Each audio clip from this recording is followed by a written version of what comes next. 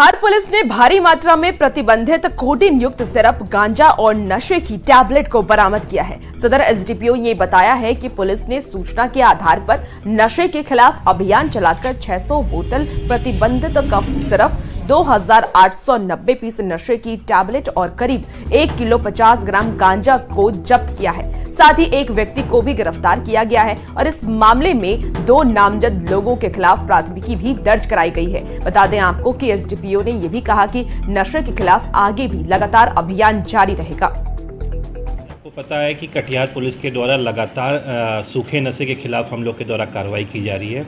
उसी क्रम में सहायक थाना के द्वारा शरीफगंज स्थित अरमान अंसारी के घर से 600 बॉटल कोरेक्स और 2890 पीसेस नशीली दवाएं बरामद की गई हैं। इसमें 2 लोगों को नामजद अभियुक्त अरमान अंसारी और मोहम्मद लाल खां को नामजद अभियुक्त बनाया गया है।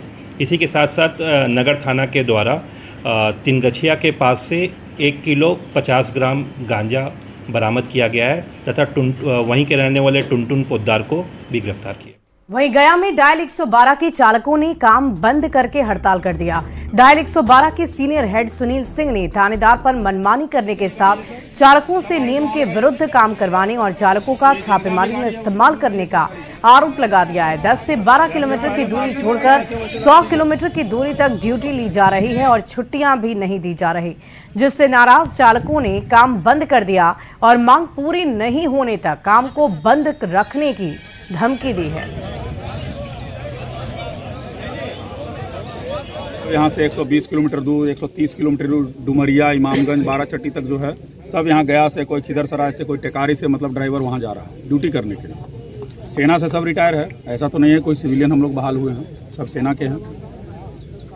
वो मुद्दा एक हुआ। दूसरा मुद्दा ये हुआ कि हम लोग को बताया गया था कि आप बालू वाले में नहीं चलिएगा, छापामारी में नहीं चलिएगा, दूसरा जो है किसी एस्कॉर्ट में नहीं चलिएगा, या किसी तरह का और जो इलीगल जो काम होती है उस काम में आपकी 112 नहीं चलेगी।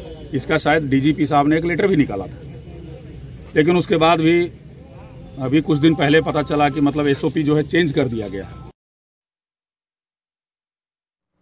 और अगली खबर मुजफ्फरपुर से आपको बताएं, जहां रेलवे में नौकरी दिलाने के नाम पर फर्जीवाड़े का एक बहुत बड़ा मामला सामने आ गया है। फर्जी वैकेंसी, फॉर्म, ट्रेनिंग और फिर फर्जी ज्वाइनिंग लेटर तक दी जाती थी। इस फ्रॉड में जिले के कई लोगों के नाम सामने आए हैं, जिसमें शहर की चर्चित गायिका सोनू मुस्कान का नाम भी सामने आ गया है। पुलिस ने पीड़ित के आवेदन के आधार पर कार्रवाई करते हुए एक शातिर बदमाश को गिरफ्तार कर लिया है। 2024 को बेला थाना के अंतर्गत एक व्यक्ति जिनका नाम सौरभ कुमार है, जो कि वादी हैं, आते हैं आवेदन लेके और एक एसएचओ के समक्ष एक शिकायत दर्ज कराते हैं कि उनको जॉब के नाम पर उनके साथ ठगी की गई है। तो पुलिस ने इसे गंभीरता से लिया और तुरंत इसकी जांच की और जांच के क्रम में पुलिस को सनसनीखेज और आश्चर्यजनक बातें पता चली अपनी इन्वेस्टिगेशन में, और उसमें एक व्यक्ति को गिरफ्तार भी किया गया है।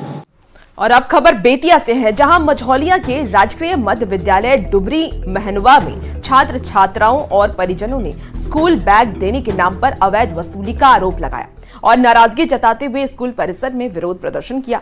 परिजनों ने ये बताया कि बिहार शिक्षा विभाग की ओर से छात्रों को निःशुल्क स्कूल बैग और पाठ्य सामग्री बांटी जा रही थी, लेकिन शिक्षकों बच्चों से बैग देने के नाम पर अवैध वसूली करते हैं और पैसा नहीं देने पर शिक्षक बच्चों को स्कूल बैग नहीं देते हैं। जो इसमें का प्रिंसिपल है, वो इस बैग को आगे से 1 भी रुपया नहीं लेना है। यहाँ पर हर बच्चे से 20 रुपया 30 रुपया लिया गया है। इसी के बारे में हम सारे गांव वाले मिलकर आए हैं और इसके बारे में पूछताछ कर रहे हैं। इसमें कॉपी है, वो कॉपी नहीं दे रही है। वो लोग कॉपी लेकर कोई मास्टर और मास्टर जी जो आदमी इसमें पढ़ा रहे हैं, वो आदमी कॉपी लेकर अपने घर चला जाते हैं। वहीं आरा जिले में हथियार दिखाकर लोगों को धमकाने का मामला सामने आया है। वीडियो मुफस्सिल थाना क्षेत्र के अलीपुर गांव का है, जहां सरेआम पिस्टल दिखाकर लोगों को धमकाते हुए एक शख्स नजर आ रहा है। जानकारी के अनुसार गांव के रहने वाले शिवानंद कुमार सिंह ने जमीन खरीदकर जमीन पर बाउंड्रिंग करने लगे, तभी अचानक कुछ लोगों ने उनके साथ मारपीट शुरू कर दी, जिसका वीडियो बहुत तेजी से सोशल मीडिया पर वायरल होने लगा। हालांकि घटना को लेकर मुफस्सिल थाने में आवेदन भी दिया गया वहीं थानाध्यक्ष राजीव रंजन ने वायरल वीडियो की जांच करके उचित कार्रवाई करने की बात कही है। हालांकि न्यूज 18 इस वायरल वीडियो की पुष्टि नहीं करता है। पिस्टल डालता ये पिस्टल तोरा भी बा, तोरा भी पिस्टल था, तोरा भी पिस्टल था। हाँ पिस्टल बड़े ये देख, हाँ पिस्टल देखिए, ये पिस्टल था पिस्टल।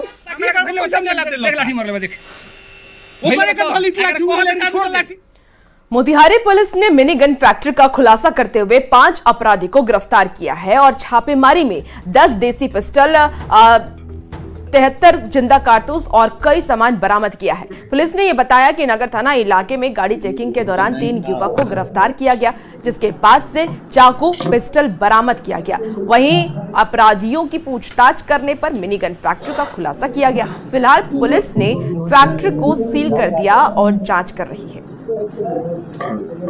कि हमें रेड किया गया तो एक अवैध मिनीगन फैक्ट्री का खुलासा हुआ, जिसको कि विधिवत सील किया गया। वहां से कई हथियार बनाने की सामग्री जो है वो बरामद की गई है और भारी मात्रा में गन पाउडर भी वहां से मिला है, जिससे कि लोकली जो है कारतूस बनाया जा रहा है, ऐसा भी प्रतीत हो रहा है। इस मामले में छानबीन की जा रही है, उनके मोबाइल की तलाशी ली जा रही है और कुछ अन्य नाम जो सामने आ रहे हैं उनके विरुद्ध भी कार्रवाई की जाएगी।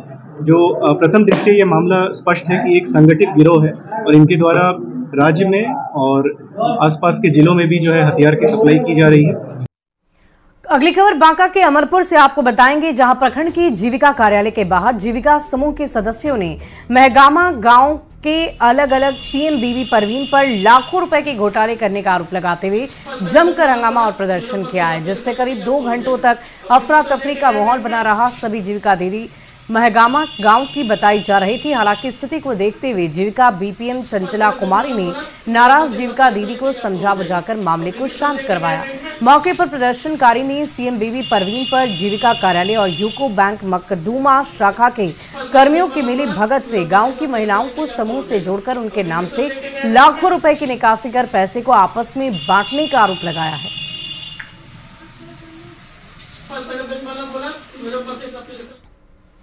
खबर गोपालगंज से, जहां गोपालगंज में भू माफिया की बड़ी साजिश नाकाम। आपको बता दें कि शामिल मामला सामने आया है, जहां नगर परिषद के राजेंद्र बस अड्डा की अरबों की जमीन पर भू माफिया ने जमाबंदी करा ली है। जानकारी के मुताबिक भू माफियाओं ने सदर अंचल से सेटिंग कर जमीन की जमाबंदी करवा ली है। पूरे मामले पर डीएम का ये कहना है कि जमाबंदी रद्द की जाएगी और दोषियों के खिलाफ प्राथमिकी दर्ज की जाएगी।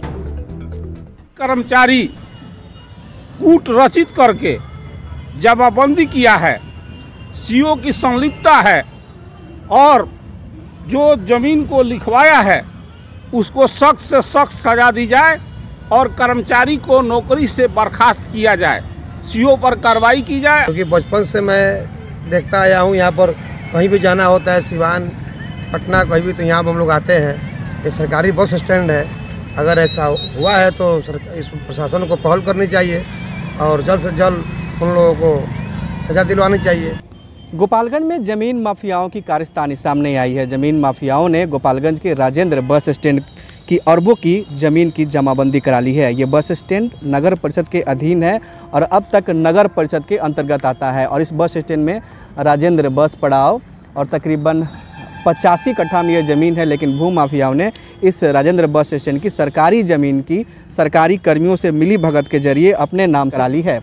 गोपालगंज के कुचायकोट थाना क्षेत्र के सासा मूसा के रहने वाले अजय दुबे के नाम से 1980 और 81 में ज़मीन माफियाओं ने इस राजेंद्र बस स्टैंड की सरकारी ज़मीन को सरकारी कर्मियों की मिली भगत से जमाबंदी कराने का दावा करते हुए नगर परिषद के पास आवेदन दी है।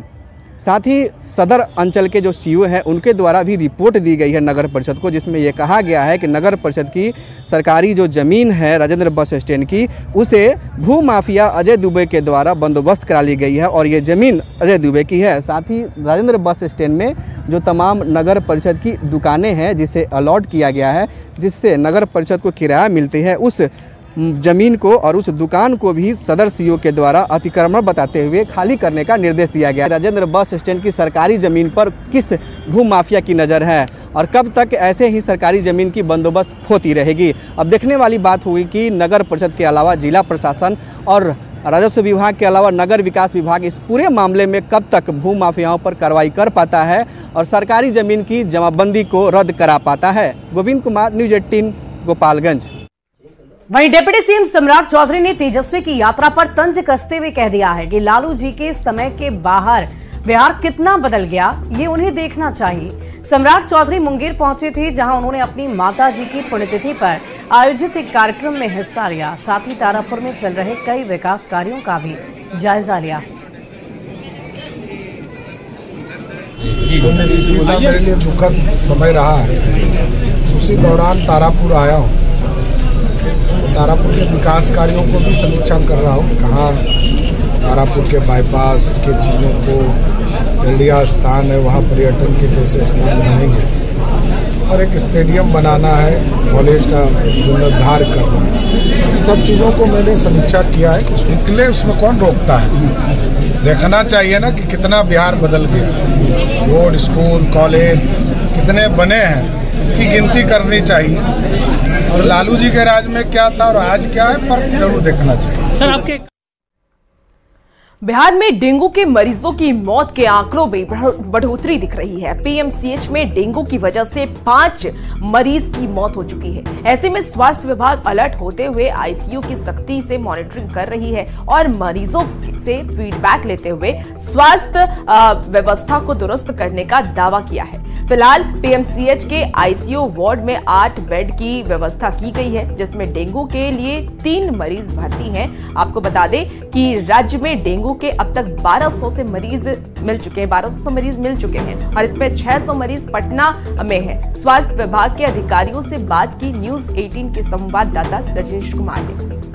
बिहार में डेंगू को लेकर सभी अस्पताल अलर्ट पर है और लगातार मरीजों के आंकड़ों में भी इजाफा देखने को मिल रहा है।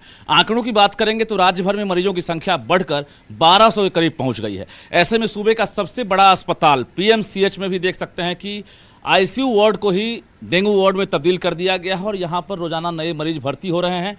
मौत के आंकड़ों की बात करेंगे, अब तक 5 मरीजों की पीएमसीएच में मौत हुई है। हालांकि मौत का जो आंकड़ा है ये जुलाई से लेकर अब तक का है, लेकिन जो अस्पताल प्रशासन है वो पूरी तरह से अलर्ट पर है और जो भी मरीज अगर एडमिट होते हैं वो सीधे आईसीयू वार्ड में यहाँ भर्ती किए जाते हैं। और इसके साथ साथ यहाँ पर देख सकते हैं कि वेंटिलेटर से लेकर तमाम जो व्यवस्था है मुकम्मल करा ली गई है और डॉक्टरों की ड्यूटी भी 24/7 जो है यहाँ पर उपलब्ध है। सीरियस कंडीशन में भी यहाँ रेफर होकर के आ रहे हैं, उनको ये लोग यहाँ पर भर्ती कर रहे हैं। क्या कहना चाहिए, क्योंकि एक पैनिक कंडीशन भी बन जाता है कि भाई मौत हो रही है तो उसके आंकड़े में इजाफा हो रहा है। नहीं, इस बार तो बहुत कंट्रोल्ड वे में है, सब कुछ है। यहाँ पर भी उपलब्धता दवा की, किट की, सब चीज़ की है, इसलिए उतना नंबर ऑफ केसेस ये जुलाई से लेकर के अभी तक का आंकड़ा जो आपको दिया गया है 5 पेशेंट्स का, वो जुलाई से अभी तक का है। इसलिए ऐसा नहीं है कंपेयर टू लास्ट ईयर बहुत बढ़ा हो, ऐसी बात नहीं। एक्चुअली मेरे यहाँ जो है सो जो 5460 बेड का जो माननीय मुख्यमंत्री का ड्रीम प्रोजेक्ट है वो बन रहा है, तो हमारे पास जगह बहुत कम बचा है। तो चूँकि डेंगू को देना था, सरकार का आदेश था, इसलिए 8 बेड का हमने आईसीयू को ही कन्वर्ट कर दिया। तो इसमें जो सीरियस मरीज हैं उनको भी रखा जाएगा और जो डेंगू से किसी तरह का भर्ती करने का है तो उसको भी हम इसी में रखते हैं। बिल्कुल, सरकार के तरफ से इस संबंध में जो एसओपी जारी किया गया है उसका अनुपालन किया जा रहा है। तो अभी हम लोग एनएमसीएच से विजिट करके आए हैं, 50 बेड का वहाँ पर बनाया गया है कोविड वार्ड, डेंगू वार्ड बिल्कुल सेपरेट, 20 पुरुष, 20 महिला और 10 पेडियाट्री में। फिलहाल अभी कोई खतरा तो नहीं दिख रहा है कि भाई हर तरीके से, हर खतरे से निपटने के लिए विभाग पूरी तरह से मुस्तैद सजग है। पूरी तरह से स्वास्थ्य विभाग भी तैयार है और अस्पताल भी तैयार है। यही वजह है कि पीएमसीएच हो, चाहे एनएमसीएच हो या एसकेएमसीएच या डीएमसीएच, सभी जगह डेडिकेटेड वार्ड तैयार किए गए हैं और लगातार अधिकारी खुद मॉनिटरिंग कर रहे हैं, खुद विजिट कर रहे हैं। और पीएमसीएच की बात करेंगे तो सभी आईसीयू में जो है बेड लगा दिए गए हैं और जो मरीजों का आंकड़ा है भले ही बढ़ रहा है, लेकिन अस्पताल प्रशासन फिलहाल मुकम्मल तैयारी में जुटा हुआ नजर आ रहा है। कैमरामैन दीपक के साथ रजनीश कुमार, न्यूज़ 18 पटना। और स्वास्थ्य व्यवस्था की बदहाली की एक तस्वीर आपको मुजफ्फरपुर से दिखाते हैं, जहां पारू प्रखंड के चंदपुर में बना अस्पताल कबाड़ होता जा रहा है। 10 साल पहले 5 करोड़ की लागत से राजकीय रामदुलारी मिट्ठू लाल चौधरी मातृ शिशु मेमोरियल अस्पताल को बनाया गया। हॉस्पिटल में 30 बेड की विशेष तौर पर व्यवस्था की बात कही गई, लेकिन अस्पताल आज एक डॉक्टर के सहारे किसी तरह ओपीडी चला रहा है। वहीं अस्पताल में ना तो बेड है, ना दवाई और ना ही कोई मुकम्मल व्यवस्था, यानी पूरा अस्पताल कबाड़ बनकर रह गया है। हालांकि कुछ महीने पहले एक चिकित्सक की नियुक्ति की गई है। अस्पताल से अधिक जानकारी दे रहे हैं न्यूज़ 18 संवाददाता प्रियांक सौरभ। बिहार में स्वास्थ्य सुविधाओं को बेहतर बनाने के लिए इन दिनों लगातार कई बड़े बड़े अस्पतालों का उद्घाटन किया गया। सुपर स्पेशलिटी अस्पतालों का उद्घाटन केंद्रीय स्वास्थ्य मंत्री जेपी नड्डा ने किया था। साथ ही साथ उन्होंने कई बड़े दावे किए थे। वहीं बिहार में स्वास्थ्य सुविधा कितना अच्छा है, इसकी पड़ताल हम लगातार आपको करके दिखा रहे हैं। मुजफ्फरपुर की ही बात करें तो मुजफ्फरपुर में जहां पारू में एक अस्पताल जो करोड़ों की लागत से बना, चौड़ में बना, वो आज तक शुरू नहीं हो पाया, वो खंडहर बन गया। वहीं मुजफ्फरपुर के मुरौल प्रखंड के पिलखी गजपति में हम हैं और यहाँ भी एक अस्पताल ऐसा है जो कि करोड़ों की लागत से बना, लेकिन उद्घाटन के बाद आज तक इसमें ओपीडी शुरू नहीं हो पाया। यहाँ पर तमाम चीजें, तमाम व्यवस्थाएं की गई, लेकिन स्थिति अस्पताल की है वह जर्जर होने लगी है। आप देख सकते हैं पूरा जंगल जो है वह इसको, हालांकि स्थानीय लोग जो है समय समय पर काटते रहते हैं। इसका उद्घाटन हुआ भी था करीब एक दशक से जो है पहले यह अस्पताल बनकर तैयार हुआ। राम दुलारी मिट्ठूलाल चौधरी मातृ शिशु अस्पताल जो पिलखी गजपति में बना, 30 बेड के इस अस्पताल के निर्माण में कई वर्ष लग गए। लोगों को लगा कि अब यहाँ पर स्वास्थ्य को लेकर बेहतर सुविधाएं होंगी, आसपास के कई ब्लॉक को लोगों को अब बाहर नहीं जाना पड़ेगा, लेकिन आज तक ये अस्पताल जो है वह सही ढंग से शुरू नहीं हो पाया। स्थानीय ग्रामीण है, कब निर्माण हुआ था इसका? ये लगभग 2013 में इसका बनने का शुरू हुआ था और 14 या 15 के लास्ट तक बन के हो गया, तैयार हो गया, लेकिन अभी तक इसमें कोई सुविधा उपलब्ध नहीं हो पाई। कोई बेड है? कितने बेड का अस्पताल बन ये हम लोग सुने थे जो 30 बेड का अस्पताल है। 30 बेड का अस्पताल है, अभी तक कितना बेड लगा? एक भी बेड नहीं लगा हुआ है। एक भी बेड नहीं लगा? नहीं, न डॉक्टर है, न नर्स है, न कोई संस्था, डॉक्टरों की भी नियुक्ति नहीं हुई? नहीं, कुछ नहीं हुई आज तक। 12-13 में स्टार्ट हुआ, 2-3 साल में बन गया। स्थिति तो आप देख लीजिए, पूरा जंगल झाड़ है, कोई बेड नहीं लगा आज तक? एक भी बेड नहीं। डॉक्टर्स इलाज करते हैं कि नहीं यहाँ के? एक डॉक्टर हैं जो आते हैं कभी कभी, इधर आके एक व्यवस्था किया गया एक आध महीने से। उनके पास भी सुविधा नहीं है तो इलाज क्या करेंगे, सुविधा चाहिए। तो मैं यहाँ अकेला हूँ। अकेले हैं आप? करीब 1.5 साल पहले से एक BDS डॉक्टर हैं। व्यवस्थाएं क्या है सर अस्पताल में? व्यवस्थाएं यहाँ मैं OPD करता हूँ और पेशेंट को दवा वगैरह HSC बगल में है, वहाँ से मिलता है। बाकी अस्पताल में बेड अस्पताल में कुछ भी नहीं, जो भी है आप देख रहे हैं।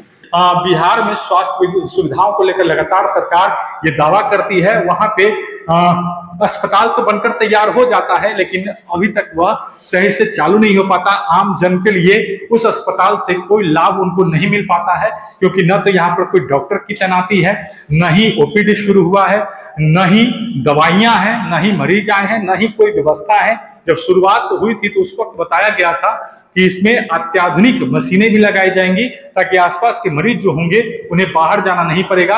लेकिन एक दशक से यह अस्पताल बनकर तैयार है। एक डॉक्टर की तैनाती 1.5 महीना पहले की गई है जो अपने स्तर पर एक OPD चलाते हैं, लेकिन बाकी व्यवस्था यहाँ पर नहीं है। मुजफ्फरपुर से न्यूज़ 18 के लिए प्रियांक सौरभ। डेंगू मरीजों की संख्या बढ़ने के बाद प्लेटलेट्स की खपत भी बढ़ गई है। ऐसे में PMCH ब्लड बैंक पूरी तरह तैयार है। यहां काफी मात्रा में प्लेटलेट्स का स्टॉक रखा जा रहा है। अधिकारियों और कर्मियों को 24 घंटे ड्यूटी पर तैनात किया जा रहा है, जो टेक्नीशियन की मदद से प्लेटलेट्स तैयार करवा रहे हैं। तो पटना में PMCH ब्लड बैंक में प्लेटलेट्स का स्टॉक अब रखा गया है और ये देख पा रहे हैं कि किस तरीके से प्लेटलेट्स रखा जा रहा है। आपको बता दें कि डेंगू के मरीज बढ़ रहे हैं और इसीलिए प्लेटलेट्स की कमी देखी जा रही है। हालांकि अब PMCH में इसके स्टॉक भी रखे जा रहे हैं।